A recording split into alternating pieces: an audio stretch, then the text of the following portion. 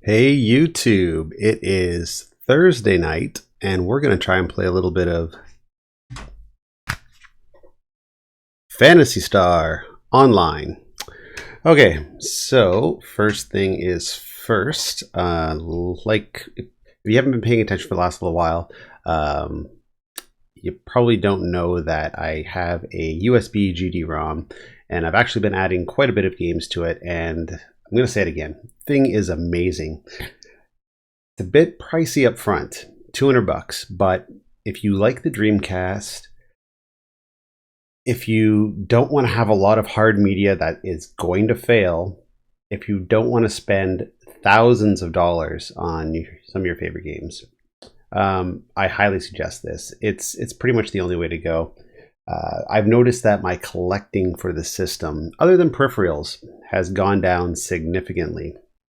Only because, I can't justify spending so much money on certain games. I'd really like a copy of Cannon Spike, but I'm just not in a position where I can spend, $300 on a mint copy of that game because, one, it's an okay game. Two, I probably won't play it that much. And three, it's $300. That's a lot of money to spend on a game. Some people have no problem spending that kind of money. For myself, I just can't quite justify it. Also, this is brilliant for playing a lot of hacks. So I just started getting into the Japanese collecting scene. And some of those games are great. But the problem is, like the exclusives in particular, but the problem is I don't speak the language, so I can really only play games that are like shooters, and I can't really get into the RPGs, unfortunately, because I can't read the language. And even some games that I've learned to play, like Fire Pro Wrestling, you can have, a manual beside you just explaining each screen and what the text means, but that isn't really ideal. So you can get hacks for it, and I know that you can burn it on CD and you can play it that way. But I just find this is just much more ideal for that. And with a 2 terabyte hard drive, which is what the USB GD-ROM will support, you can get the entire Dreamcast North American library, the entire PAL UK, the entire NTSCJ, and a lot of the hacks, a lot of, I don't suggest the homebrews only because those games you can still purchase, and the money goes right back to the developer. But, if you have a homebrew that you want to make a copy of, like I'm probably going to make a copy of Sturmwind at some point, and Pure Solar actually, because I have those physical discs, but I don't necessarily want to wear them out either. So that said, we're going to be playing PSO Eve's version 2 on the USB GD-ROM. Get on his list, buy it. If you, it's the most convenient way to play the system, and you're still playing on original hardware. It's essentially works like a flash cart, which I also highly support. I have one for the Super Nintendo and one for the Nintendo, which is kind of why I ended up purging most of my Super Nintendo collection. I digress. Let's go and play some Phantasy Star Online. So let's go here to our main screen and power up our Dreamcast and see who we can find. Now, I did put a shout out a little earlier, and it appears as though there were a couple of people interested in joining us tonight, so that's good. Those off-game nights are always kind of tricky, you just are never quite sure who's available and who's going to join. So let's go Phantasy Star Online version 2 CDI. The other thing that I've become aware of too, well, I was always aware of this, but I never really knew any good links for it, is that if you are going to go the Dreamcast GD-ROM route, I also suggest not downloading CDI files. Now, this game that we're going to play right now is a CDI file, and that is primarily because it's a hack. So actually, one second here. I'm going to turn down the volume because I think the gain on here is a bit too loud tonight. So let's bring that down. I don't want to have too hot of a mic. And close. Okay, here we go. Perfect. So we got that down to a reasonable level. Okay, so yeah, this is a CDI file. Because it's a hack and because the game is actually fairly small for the most part. Now, what you want to do is, if you have a USB GD-ROM, the most ideal files that you want to look for are GDI files. Those are the standard file format for the GD-ROM drive. And what those are is they are complete unedited copies of the game. So yeah, I highly suggest seeking those out if you can find them. There are a couple links, but YouTube and the community is always kind of particular about posting links to pirated media, so I think I'll leave that off for now. Oh, Asilia looks busy. Let's see if there's anybody here. But you can find them pretty easily if you go to things like the Dreamcast Talk forum and stuff. Okay, cool. We got quite a few folks. So let's go and say hello. Hey, all.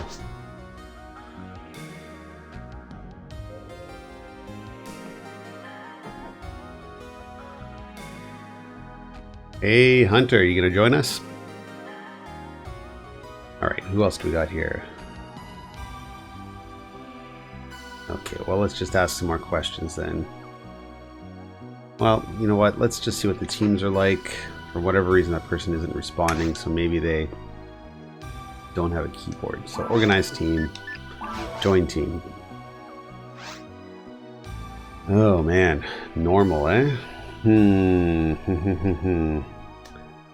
I'll be honest, I don't know if I really want to do the normal mode, but we might have to for a little while.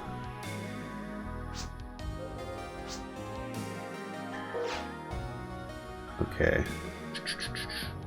Alright, well, let's see what these people want to do. There is one person that's on level 69, but the other person's on level 9, so we might have to start a normal group. Okay, so maybe we'll stick to normal then. Or, even better, let's change ships real quick. Transport. Change ship, because they're not talking to me. Select ship. Who's on Altamira? Oh, I thought I saw somebody on Altamira. Maybe they left. Nope. Nope. Oh, wait. Yes, there is. Oh, they're on block. That is bizarre. Okay. Altamira. Yes, there is one user.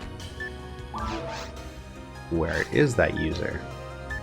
Well, let's see if they're in block 1. I don't know why it's not showing up. That's kind of odd. Okay, this. Organize team. Join team. There's no team. Okay, well, where is this user that is apparently on Altamira? Transport. Change block. Let's go to block 2. And organize team. Join team. Well, unless they're a GameCube player, don't know where they would be. Well, let's go back to Asilia. We have 6 players on right now, so that's a good start.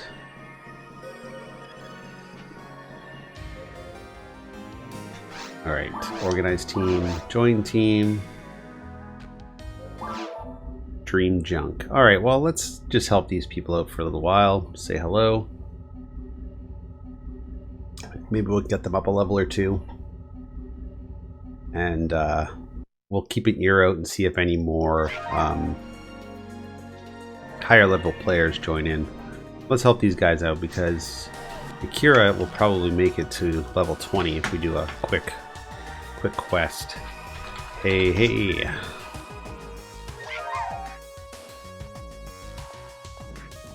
Okay, so let's see if they can drop us a pipe. Can you drop a pipe? Yes, you are live on YouTube. Let's, oh wow, okay, so Draven's coming in.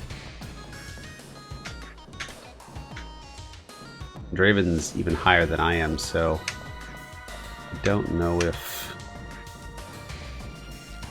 they're gonna stick around for long, but let's say hello anyways. Hey, hey. I was thinking about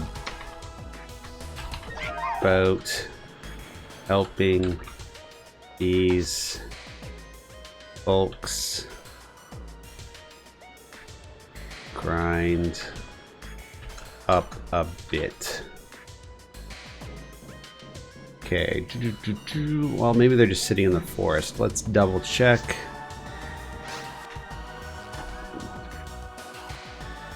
Wanna do an alt quest after? Okay, we'll go to cave 1. And hopefully...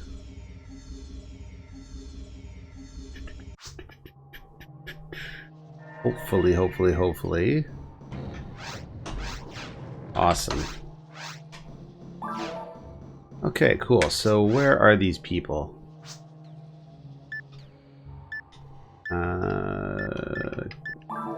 Let's see if we can find them in the area map.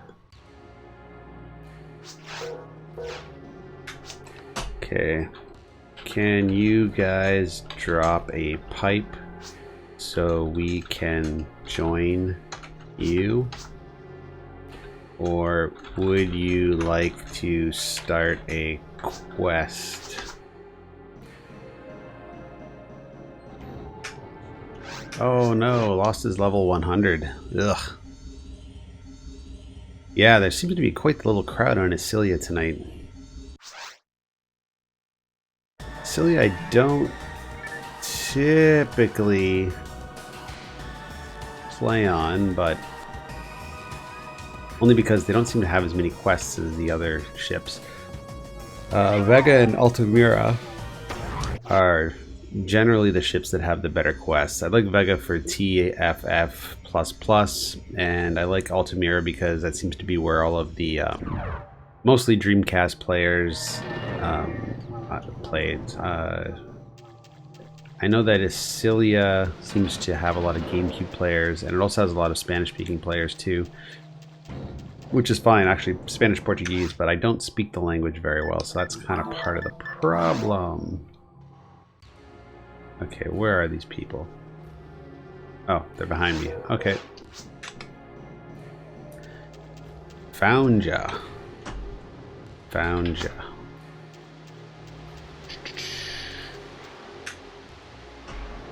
Okay. Did you want to level up a bit tonight? We could dip to Vega and do a quick TFF++ run and get you like 5 levels in about 20 min.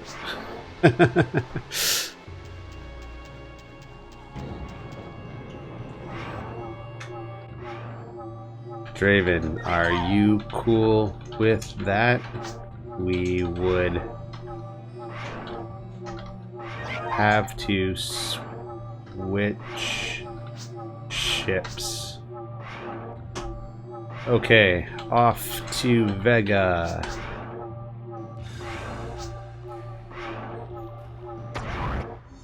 Awesome. Okay, cool. So everybody's on board to go to Vega. That's a good sign. Let's see. Okay, let's go back to the lobby. It'd be nice if you can go to the lobby directly from here, but I kind of understand why they do it the way they do. Okay, lobby. Hey, it's Mr. Pin.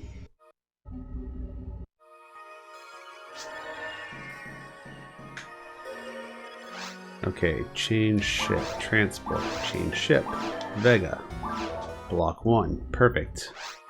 Yeah, I've been doing the videos for about 2 years or so, and watch the first couple of videos. You definitely notice a difference in quality and the setup, because at first I was just using the regular VGA signal to or not the VGA signal, rather the S-video signal through like a really cheap capture device, and it worked really, really well. Have no problems with that, but ultimately I wanted to kind of maximize what I was doing, so slowly started upgrade, and then got a kind of better handle on some of the equipment that I was using, and then I also Let me know if the qualities, or sorry, if the video is skipping too. I can't really tell from my end, but it looks like it might be jumping around a little bit.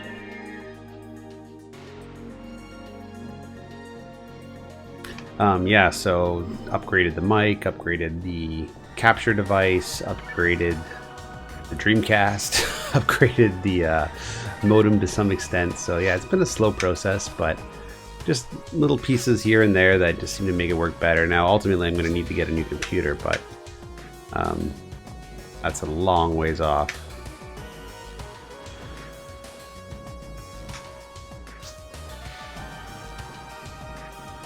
Yeah, let's do a quest. Okay, cool. Ooh, hurricane in Texas. That does not sound fun. Okay, let's do this.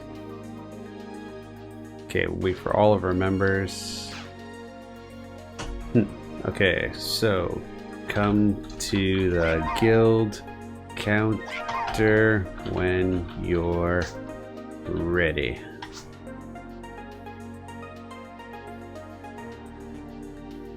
Alright, so we're waiting for one more person. Okay. Guild card. My card. Send. To Yakira. Okay, so send one to Draven. And awesome. Oh man, we're do you receive? Yes, okay. Cool.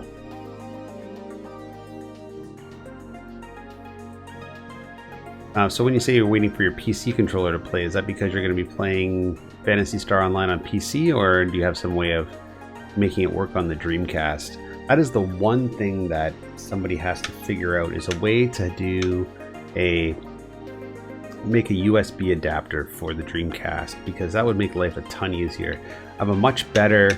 Okay, everybody's here. VR event. Perfect.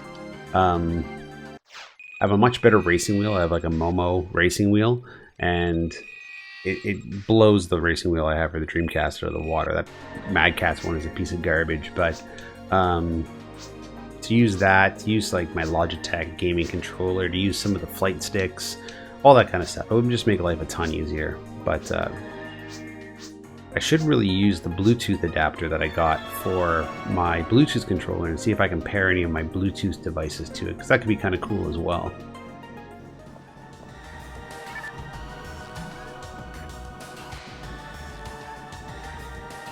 Ah, cool. So you got the adapter that lets you play Dreamcast, use Dreamcast controllers on a PC. I was looking at one of those at one point, but I don't think I really utilize it. I kind of want the opposite. Use PC controllers on a Dreamcast. Okay, cool. So let me just turn down the resolution, because I have a feeling that that is what is causing it to skip a little bit. Output. Fly. Okay. Alright, so that should help it stream a little smoother. Okay.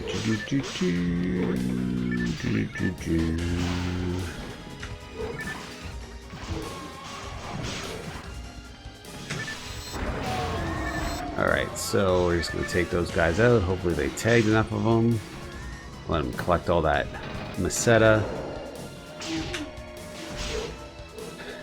Do you all have a shot or needle?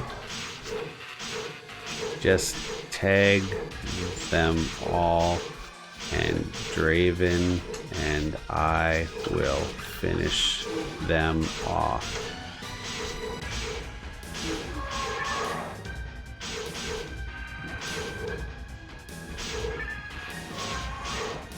Okay, cool. So I changed down the output of the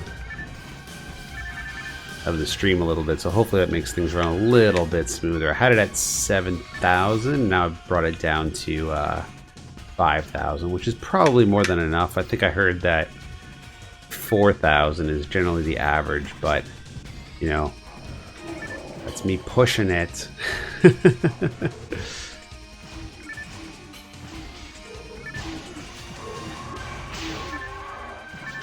All right, I am actually just going to kind of try and lure them towards me, and hopefully some of these other guys can use their tech and finish it all off.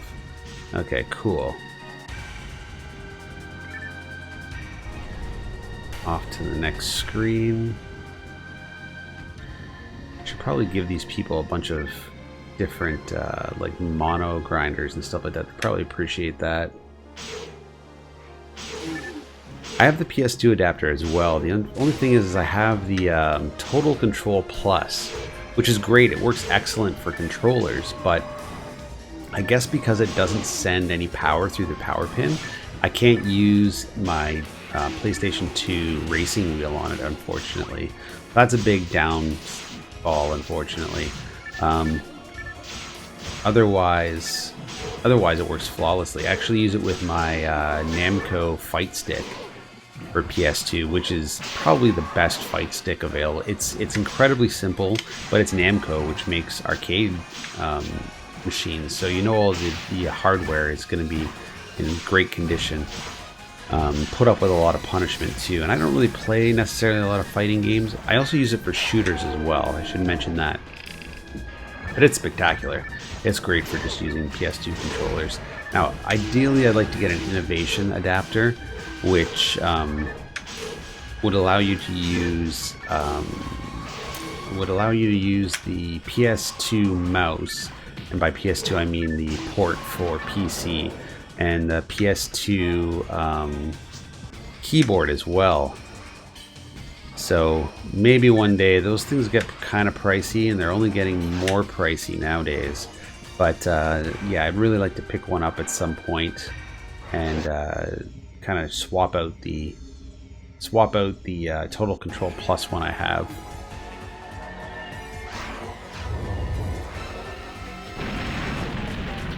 Well, I don't want to take all the credit for getting more popular, but I do appreciate that more people are getting on, and every once in a while you'll do a video and people will mention, hey, I'm playing this because I saw your videos. So I mean, that's always kind of fun. Good to know it has some sort of influence on the world, I suppose. Oh shoot, I think it fell on top of me. Alright. Let's let these guys tag. And looks like they've done as much.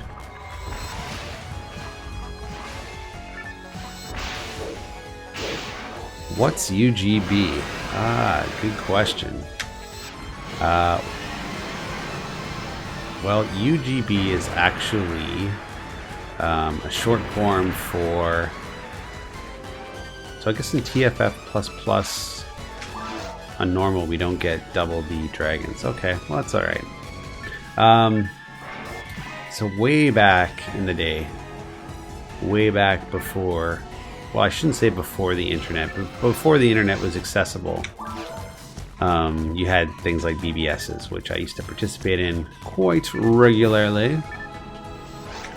And if you don't know, BBSs, bulletin board systems, they were basically somebody's computer that would have an accessible, like a modem that was always on and ready to receive a call. And what you would do is you would have a piece of software, and the software would host your bulletin board system, and then anybody in the world can call your computer. Your computer would receive the call through your fax modem and access your bulletin board system. You could do things like download images and video later on, but video really wasn't popular back in the day. Played door games, which I played a lot of. Some of the more popular door games were like Legend of the Red Dragon, and Usurper was another popular one. All text-based for the most part. Very, okay, I'll give them the gold card here. Very little animations. In fact, I think the only animated ones I could think of were maybe like, and I shouldn't even say animated, but the only ones I can remember that you would see the other players move would be games like what was that one game? Scorched Earth. So, yeah, I don't know. I was just kind of sitting around on my computer in my teenage years and thinking of a handle. I had a couple of crappy handles, you know, like everybody had their own sort of generic handles they would have. Like, I don't know, like what are some popular ones? Like you know, just goofy ones like you know, Lord Frost and all this kind of nonsense. So anyways, I was just kind of sitting there and I thought of this handle. I was like, Ugly Goblin Boy. So I started using that, and I used it ever since. I had the domain registered for like over a decade. And yeah, I've just kind of always stuck with it. I'm so glad that I never got it tattooed on me. But eventually, you know, it kind of just turned into UGB instead of Ugly Goblin Boy. But yeah, that's like the handle I've had for close to 20 years now, probably. Oh geez, how much do I have? 141k. It's gonna be a long road on normal mode.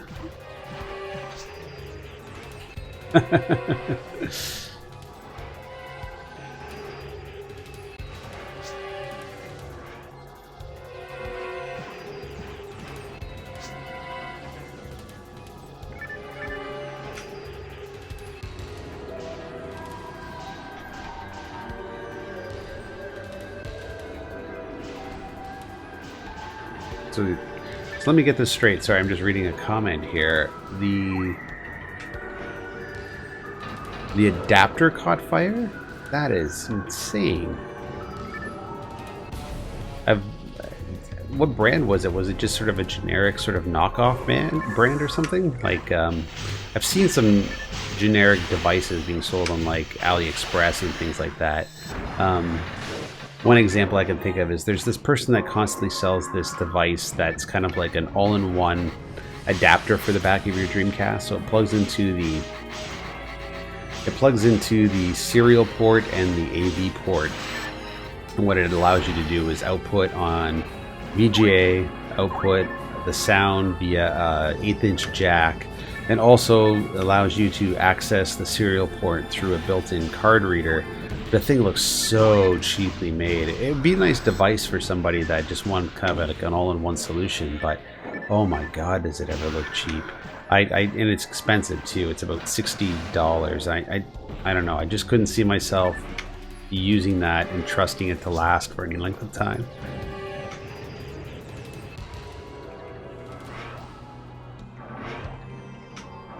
Yeah, it is a lot like Monster Hunter. In a lot of ways, just a lot of fetch questing and stuff. Now, the only thing that well, I shouldn't say the only thing, but the one big thing that games like Monster Hunter have that this game doesn't, which would make it just sort of peak, is they don't do any sort of crafting or anything with the materials. There is a bit of crafting, but it's only in special quests. Like if you have the badges and stuff like that, you can get certain weapons. Also, you know, if you do certain quests or go to certain rooms, you can use your photon points to upgrade your weapons, but you can't really. I guess it is crafting, but it's very rudimentary. Whereas in Monster Hunter, it's very customizable. I've only played Monster Hunter 4 for a very small period of time, and I have Monster Hunter 1 on the PS2, but I haven't played that actually. I know it's kind of a valuable game nowadays, but yeah, it's just one of those games that I know is fairly dated at this point, but also would take up a lot of time. Speaking of PS2, actually, I brought up my extra PS2 to the office here, and I'm going to experiment with capturing a bit of video with that. I don't really play my PS2 that much, but I figure it might be kind of nice to see what the video quality looks like. So the Elgato will allow you to capture with component, but I also have an adapter that converts component signal to VGA, and then it And then I can run that through my Atlona and upscale it to 1080p. So I might try that, see if there's a difference in quality. Okay, I'll try and take out so you don't crash. That's happened to me many times in the past. There'll be too many monsters on the screen and all of a sudden, bang, the whole game just crashes. Alright.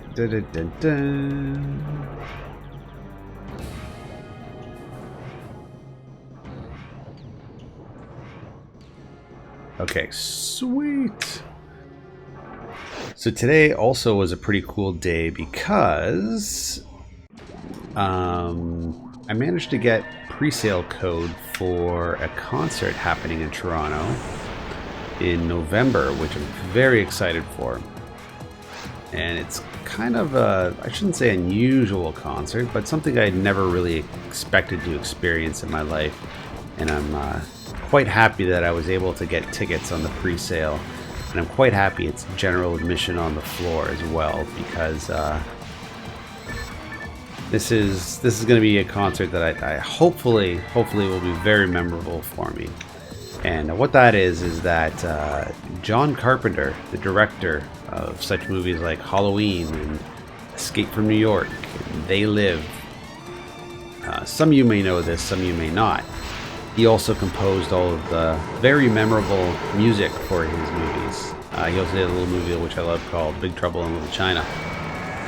And in the last couple of years, he's actually released a few albums. And the albums are all original compositions called the Lost Themes. So they're done in the style of his theme music, but never put to any of his movies. And the first record is fantastic. It's an excellent record, start to finish. All this very minimalistic synth music. The remix album that followed it, I also enjoyed quite a bit. Quite interesting interpretations of the music. The second album I was not impressed with. I felt that he added too much to it. Part of the charm of John Carpenter music I always found was that it was very minimalistic, very simplistic, but it also had, like, just the way it was produced, it had a production to it that, like, there was a lot of empty space in the notes and you could hear the air, and it just gave it that kind of grimy DIY sound, which I always kind of enjoyed in a lot of old punk records and stuff. So he's been doing tours with that record for a few years now, all in the States. And I was always disappointed because I was like, oh man, I'd love to catch John Carpenter do his music, because he's going to be doing, in this tour, he's probably going to be doing some of his original compositions. Well, they're all original compositions, but his Lost Themes work. But it's actually going to be a collection of the themes he did for his films between the 70s and late 90s. And that's what I'm really excited to hear. Like, I really want to hear him do, you know, the theme for Escape from New York live. Like, that's a fantastic little groove. And, you know, just everything. He's got such good songs. So, like, all the songs, every time you hear them, you can just play the movie in your mind. So yeah, I'm pretty excited about that. That's going to be a fun show. So the pre-sale went on today. General admission tickets and tickets for the general public go on sale tomorrow. But I got general floors. They're only $45 a piece, not too bad. And it looks like the show is going to sell out fairly quickly. So I'm glad I got them today, and I didn't wait on it and make a decision when they're all sold out. So yeah, pretty psyched about that. I'm gonna see if I can borrow my buddy's Zoom HD video camera, and maybe I can bootleg some of it. But really, I just want to kind of enjoy the experience. It's also gonna be one of those shows where, you know, I've gone to a lot of heavy shows in the past, and what are we at in terms of time? 105. Okay, we want 200. Maybe we can use the Heaven Punisher item. Whip. We gotta wait for an even number. Yeah, so there'll be a lot of shoegazers and stuff like that, so it'll be cool. It'll be a fun show. The other reason I really wanted to see it was, let's face it, John Carpenter is not a young man anymore. He's in his 70s. He's not going to be around much longer. A lot of those classic, iconic horror people are passing on. And this might be my only opportunity to catch him do his music live. And I don't want to go through life not experiencing that. So I'm definitely excited to catch it. And you were only allowed to get a maximum of 4 tickets, so I was able to get 4 tickets, and I've got 4 friends coming with me, so that'll be a lot of fun. That whole weekend is going to be a complete write-off, because the night before I've actually got tickets for Jim Jeffries. So I'm going to see stand-up comedy the night before, and then I'm going to go catch John Carpenter the day after, which would mean for a busy weekend, but a fun weekend. So Gigawing 2, you know what, I have Gigawing 1, but I don't have Gigawing 2. I'll be honest, I'm not a huge fan of Gigawing. Not the best shmup I've ever played. It's pretty good, but it is for the price they're asking. I kind of mentioned that earlier. A lot of these games, for the price that they're asking for some of these games, I can't justify it at the moment. And just being able to play like complete copies of the game with my USB GD-ROM, you know, it's kind of, I'm not going to say suck the fun out of collecting, but definitely allowed me to have sober second thought a lot of these games, which I typically not think twice about grabbing.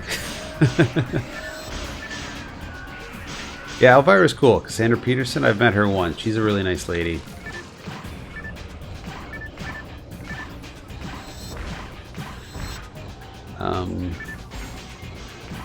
Some of her pinups from like the 60s, or not 60s rather, but the 70s and 80s are kind of interesting when she's not in makeup and in character. But yeah, really personal lady. I think she's one of those people that always understood her audience, which is great. Like, you know, she understands her audience, her geeky horror people, and she just plays to that with her Elvira image. But even as Cassandra Peterson, she's still quite friendly and open to talking to folks, and looks a lot different. Like, she's a natural blonde, which not a lot of people know.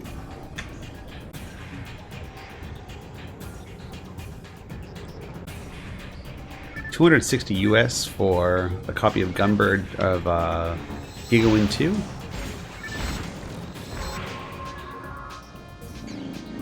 I know that game was going up in price, but I had no idea it was getting that expensive. I guess that's the other thing that I've been thinking about a lot lately too, is that a lot of these Dreamcast games that I've been picking up, when you resurface them, you kind of, you know, you're playing with fire there. You don't know how much longer they're going to last after you resurface them. So I'm always kind of leery when I'm buying new games. I'm never quite sure what the history is with them. You know, like I've seen some people clean games with those horrible disc doctor machines. Have you ever seen those? Those are the ones where you put the disc in, you turn the crank. Oh my god, it's basically sandpaper that you add a little bit of alcohol to your disc. You run this fine-grained sandpaper over it, and it creates these horrible streaking marks, and just, oh, it's terrible. I can't believe people actually use that stuff. And I've bought games that have signs of people using that machine, and the worst part is I've seen games where people use that machine, but they don't put the liquid on it when they're cleaning it. And then what ends up happening is, like, it just gets totally ripped apart. It looks absolutely horrible.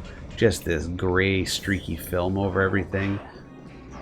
Just people don't know what they're doing. They probably bought a machine used, didn't have the fluid with it, and they figured they just are supposed to put the CD in and let it go. So, alright, here we go. Boss time.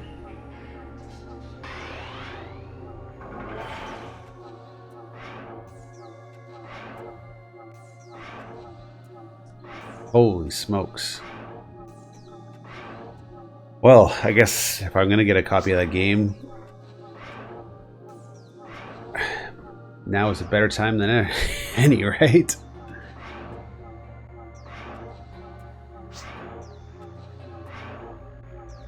to buy dream pipes here. You have dream pipes here if you need to buy one. I don't know what that means. Okay, so... Okay, is everybody going back to town?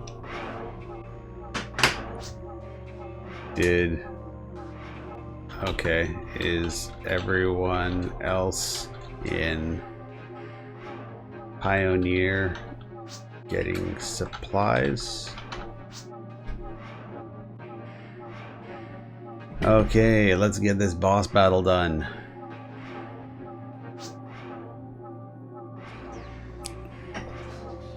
Okay, cool. I think we're good.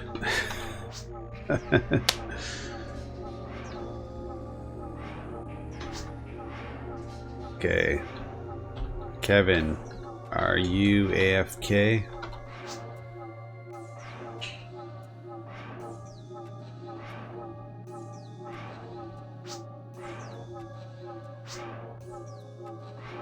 Okay, cool. No prob. Take your time. Alright, so they're just getting a couple of supplies, which is fine. So it looks like Kevin's got 2 levels in this round. Yakira might make it to level 20, which would be kind of nice. And then they can start playing hard, and then things get a little bit more interesting.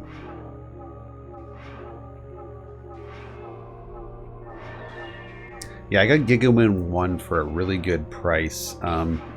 Actually, I got it all in trade at a local game store. I did a trade. I just basically brought in a lot of my old duplicate consoles and stuff. So I had a couple of extra Nintendos and Super Nintendos and what else? A couple of just random games and stuff like that. I had an extra Game Boy Advance SP101, which I later regretted trading, but I have 2 of them as well, so it's not like I actually need them, but Game Boy SP101s are really coveted, so I kind of wish I held on to it, but not a big deal. I've got 2 other ones that and all of them I find for, you know, I think the most I've ever paid for one is $7, so it's not like you're spending a lot. Anyways, traded those into a local game store for credit and ended up picking up a copy of GigaWin 1, Spawn in the Demon's Hand, and Power Stone. So I thought that was a pretty good trade for all of those. And I think GigaWin 1 is just shot through the roof since I traded it in, so I doubt I would get the same trade value now. That same local game store had a copy of Project Justice, which I was tempted to get, but I think they wanted $300 in trade value, and the game was just scratched to shit. Now on eBay, I've seen in a couple local open auctions rather, that game go for as low as $100. So I'm more than willing to wait. It's a cool fighter game, but you know, I'm really not into fighters that much, so I can definitely hold off. I'm in no rush.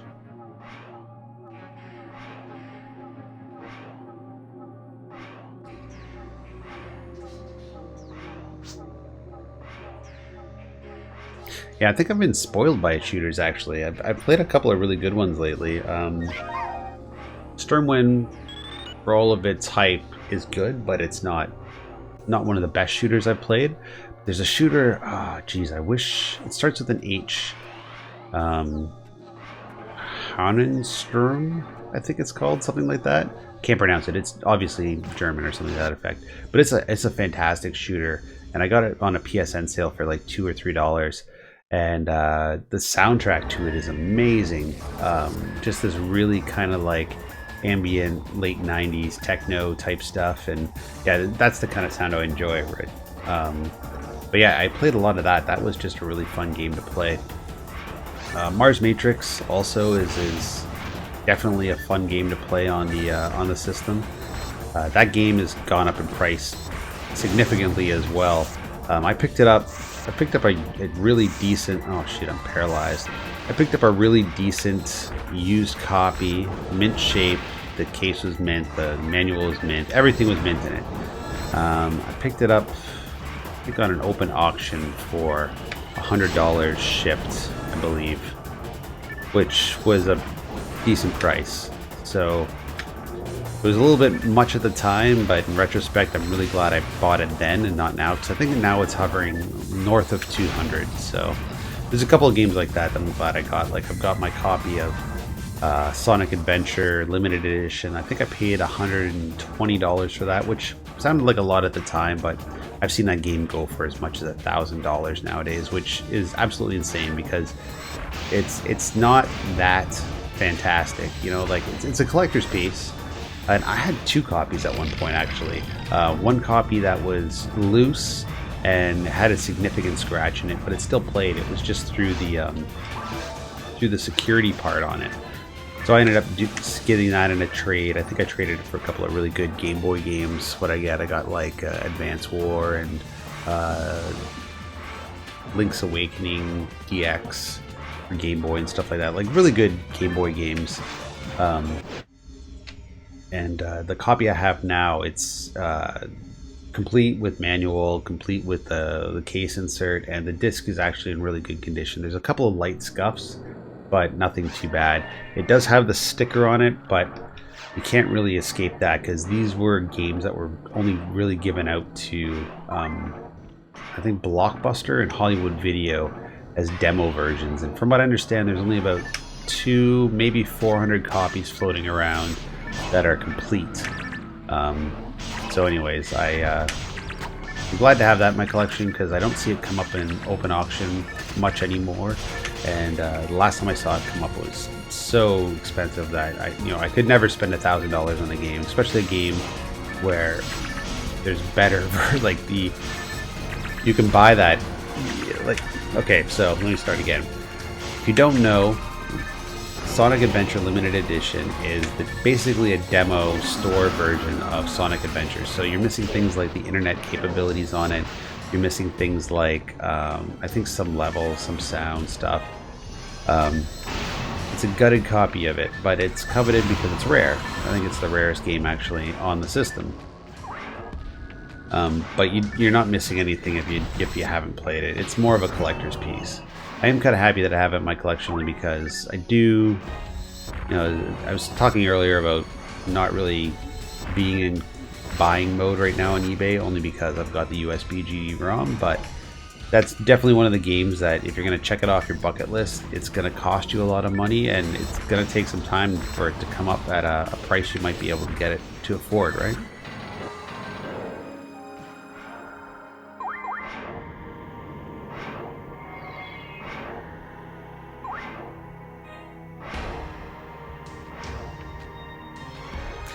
No, but I have seen some people try. Raspberry Pi 3, if you're using like RetroPie, it's not quite powerful enough to play a lot of that generation of systems. Even later, like even previous systems, like it can't really handle N64 that well.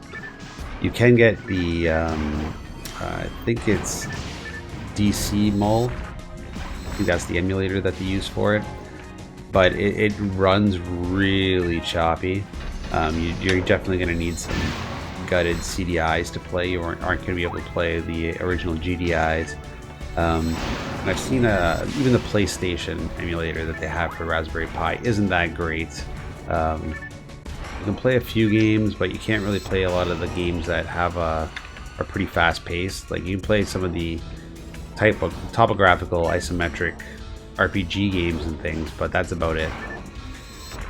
So yeah, I haven't set up a Dreamcast on Raspberry Pi as of yet. Kind of waiting to see what the Raspberry Pi 4 is going to look like. Imagine it won't be that much more powerful. The Raspberry Pi 3 is not that much more powerful than the Raspberry Pi 2, but it does have integrated Bluetooth and Wi-Fi, which is kind of a nice little feature. Okay, let's try and get out of here if we can. Warp. Okay, I think this is the one that just takes us in circles. I always forget which door to go through. And we're already here. Okay, cool. So that's not where we want to go. So, let's go up this way. Guys, blue drop sword. Slicer 2.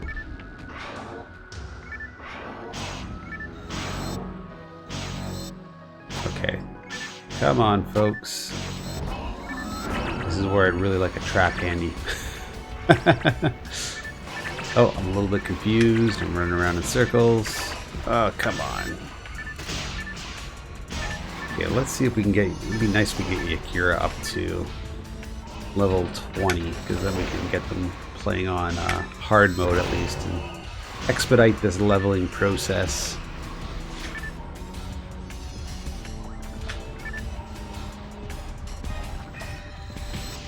Alright. Tag, tag, tag. Can't believe even at level 106. Now, granted, my character isn't optimized the best. Still optimized very well. But I've never once said I'm good at this game. I just enjoy playing it. Can't believe I can still get hit by some of these characters. Or some of these enemies. Like, they're actually doing damage on me. Somebody must have some sort of tech, though, because I seem to be healing pretty quickly. So I'll tag those guys. I just want to make sure that my other players are able to tag them as well. Alright. But I really don't need the experience. It's so little, it's inconsequential.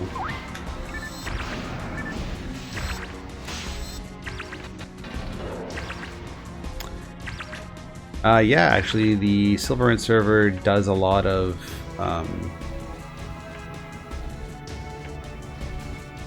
they do the special event quests, and things like TFF++, I think, are custom made, if I remember correctly. But Sir, I think it's Trick-a-Lot? He's the guy that runs the Silverant server, and he's made, I think, 6 or 7 different custom quests. And they're fantastic. They look great. We should actually probably play them again if we can find enough players on Ultimate or something like that. But yeah, they're great. They use a lot of memory though. Guys, ready? Try and stay close. This one is a... Oh, well, there we go.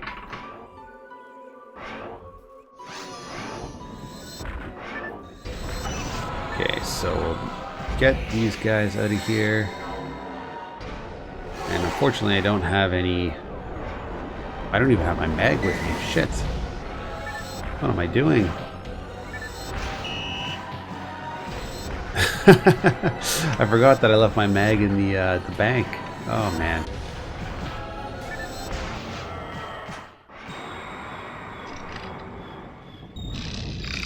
Alright, I should remind people about my stupidness. I think I'll be okay. I think I'll survive this. I totally forgot to equip my mag. It's in the bank. Alright. Oh, well, there you go.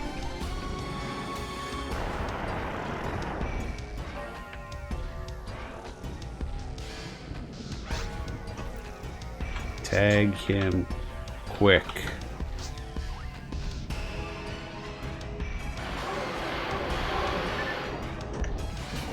Let me know when you tagged him. We'll take... Oh, shit. Well, there you go. I guess I get no XP with that one. Oh, damn.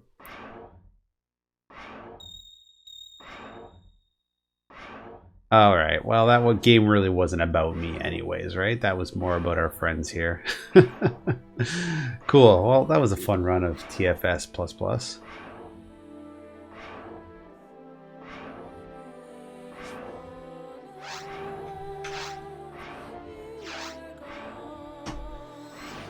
Good game. You got a ton of levels.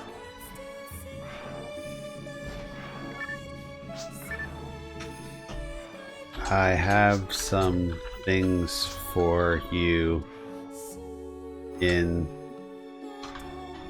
Pioneer that might help.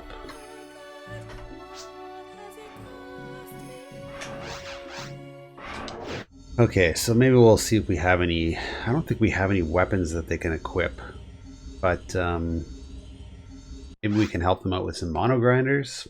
Who knows?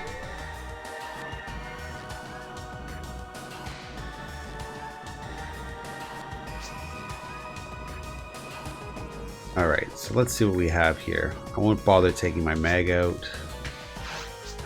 Take item. What do we got?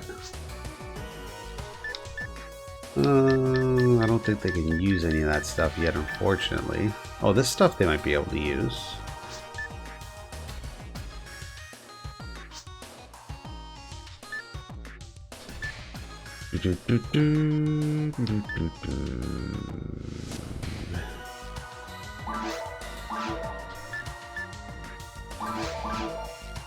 Boost attack speed when equipped. I should probably actually equip God Battle as well on my character. Yeah, I should probably actually put that on because I've noticed that I'm running really, really low.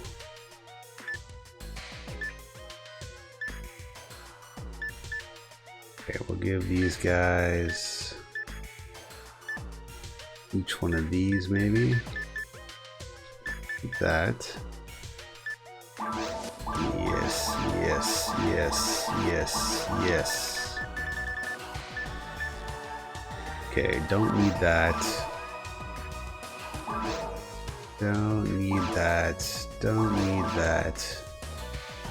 Don't necessarily need that. I don't even know why I have these guys still. I think it's just because they're fun weapons.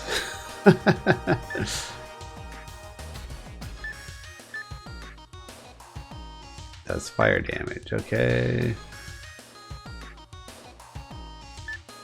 Alright, let's get out of here.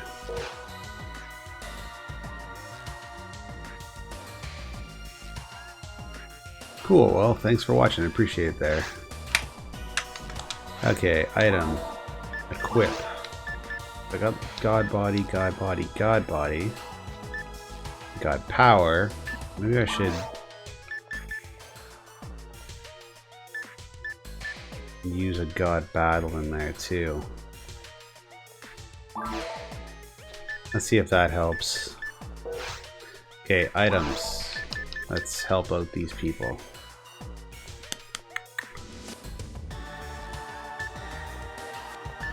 Okay, so we want to give them... Okay, we'll give that drop. Drop.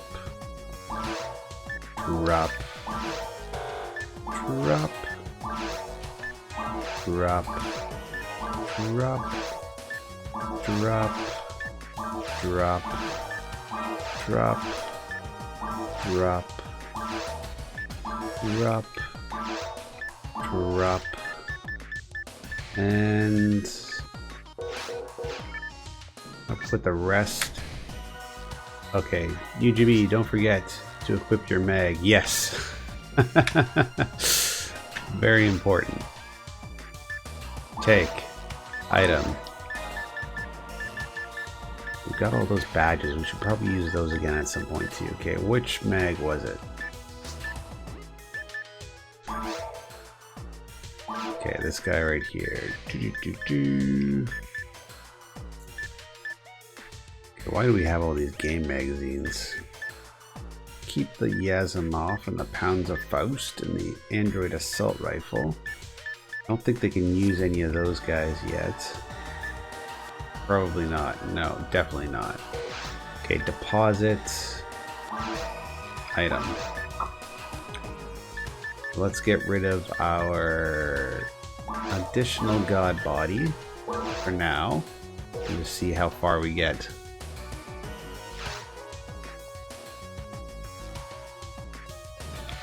Okay, item. Equip. Mag. Yes. Okay, cool. Now we're cooking with gas. Alright. Let's... Do we have to get anything here? I don't think so, eh? Alright, I think we're good. Can you guys use any of that stuff?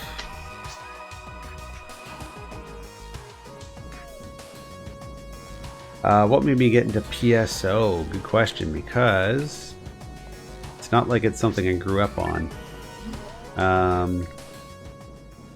Okay, at least we'll get some photon stuff, right? We're like B rank or something, right? Oh, maybe we're A rank.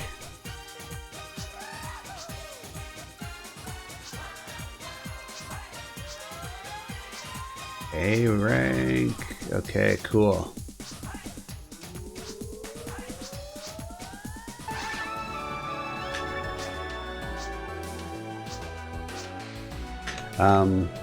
It's probably one of the first games that I ended up playing on this system, and I've always heard about it because I played Phantasy Star Online, the original, way back in the day.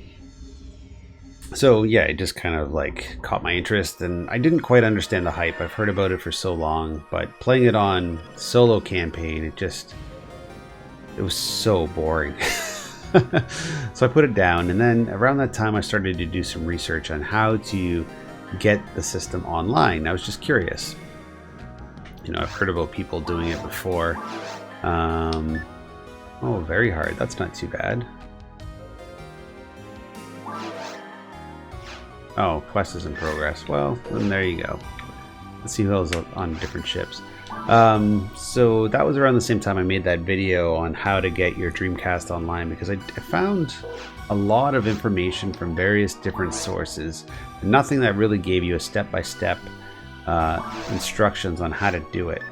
So I put together that video, and sort of sparked a lot of interest in a lot of other people and getting on and stuff like that.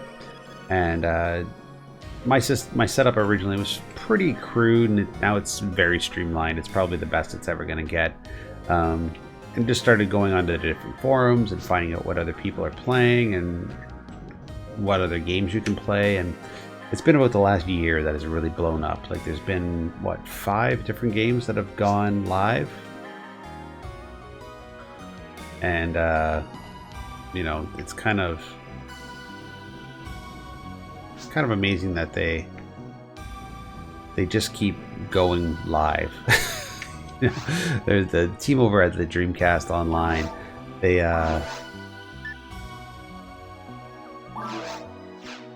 really made they've really kind of like dedicated themselves to resurrecting all of the servers, and I'm really impressed with it. Like, now they've got all of the DLC for all of the different games on the Dreamcast right now. They've got a whole archive for it, so you can download all of that and all different kind of quests and things. So yeah, it's pretty impressive. I enjoy that community. I enjoy how passionate they are. PC Wizard does a great job of moderating the entire thing. Some of the folks I've met on there are fantastic. They pointed me in the right direction. A lot of different things that I've tried to do with the Dreamcast. When I first got the USB GD-ROM, I was having some problems, and it had to do with the file structure of FAT32, and fix that. So yeah, it's just a really great resource. And you know, I just kind of got hooked on it. There's a couple people that have come and gone over the last couple of years. Some people I used to play quite regularly, and now you don't see them as much. But yeah, it's just a fun game. It's a fun community as well. Oh shoot, Draven jumped in already. Okay, well, let's see what they're doing exactly. Organize team, join team.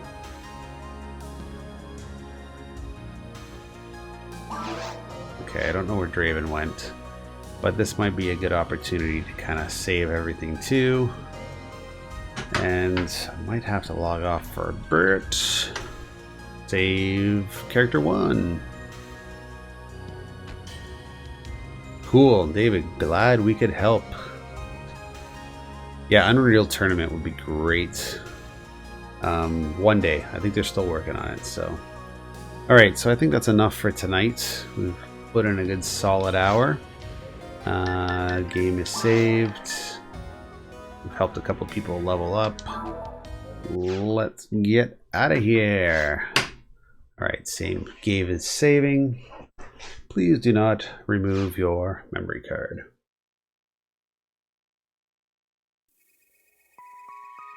All right, well, that will do it. So that was Phantasy Star Online for tonight. Really good crew. I'm glad I could help out a few folks. It looks like we had one person watching the stream as they were playing too, so that's always fun. One thing I don't do enough of lately with the live streams in particular is pickups, and that's only because of the nature of the live stream. Don't really have that kind of one-on-one opportunity, but I thought, hey, at the end, maybe I'll show up a couple of pickups that I've got recently. So this isn't everything.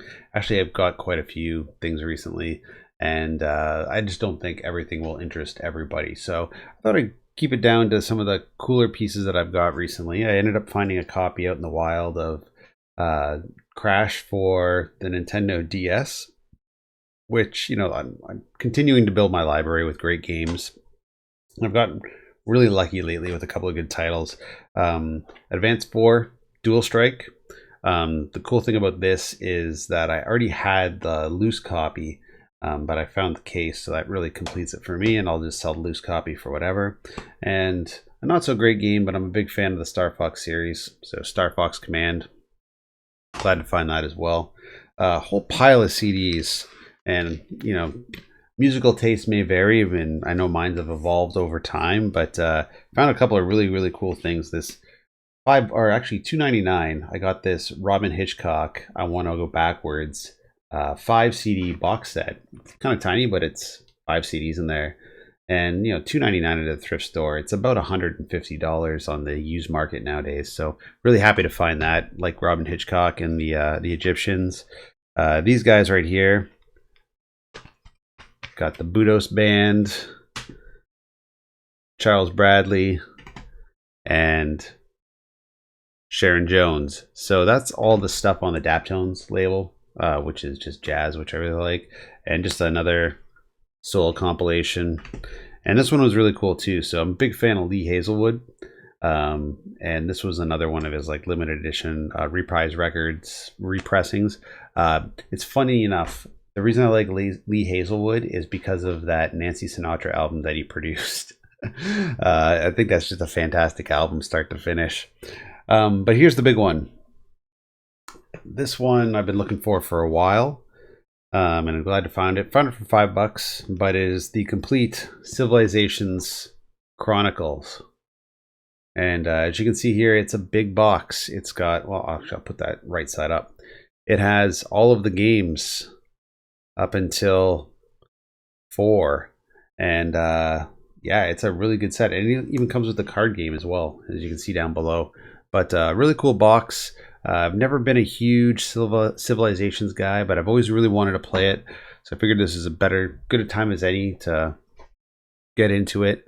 But yeah, it was a good little thrifting pickup recently. Actually, I picked up a couple of other things too, and they're not beside me, but I got, actually, give me 1 second, right here.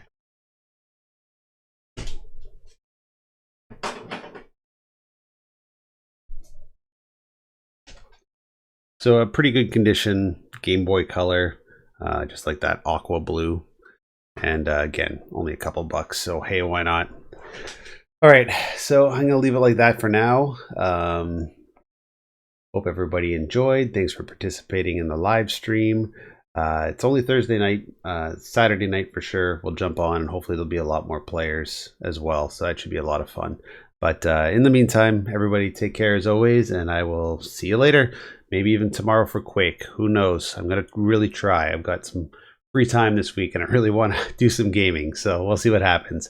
But again, take care. Have a good night. We'll talk to you guys later.